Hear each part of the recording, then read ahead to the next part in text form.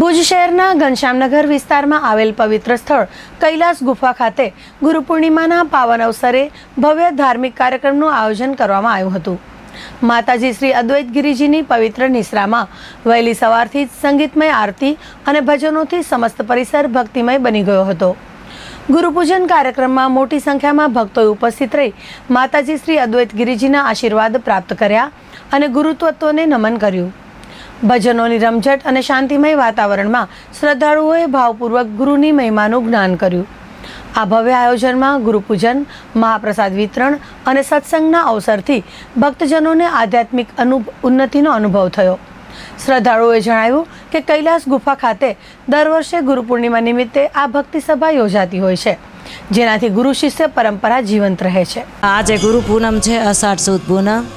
આપણે ભગવતી મમાઈ માતાજીની દયાથી, ભગવાન ભોળાનાથની કૃપાથી, એવા ગુરુ પીરોની કૃપાથી દર વર્ષે ગુરુ પૂનમનો ઉત્સવ ઉજવીએ છીએ।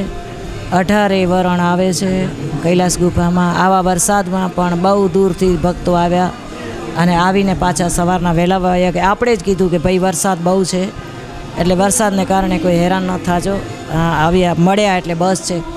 અને 18 વરણ આવે છે, ભજન કીર્તન સત્સંગના લાવા લઈએ છીએ અને 18 વરણને નિમંત્રણ આપીએ છીએ। ગુરુનો મોટો મહિમા, ગુરુ બ્રહ્મા, ગુરુ વિષ્ણુ, ગુરુદેવો મહેશ્વર, ગુરુ સાક્ષાત પરમ બ્રહ્મા, તસ્મય શ્રી ગુરુવે નમઃ।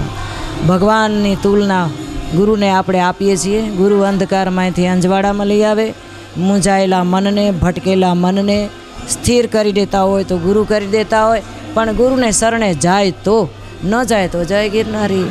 હા, એટલે ગુરુનો મોટો મહિમા છે ભાઈ, એનું વર્ણન કરતાં થાકી જાય, કારણ કે એને મન મોટા, એના આશ્રમો મોટા, એના રોટલા મોટા, એના ઓટલા મોટા અને એના આવકારાય પણ મોટા, એટલે દુખિયાનો થાક ઉતરી જાય ને તો ગુરુના સાનિધ્યમાં। તો આજે ગુરુનું તો જેટલું વર્ણન કરું એટલું ઓછું પડે।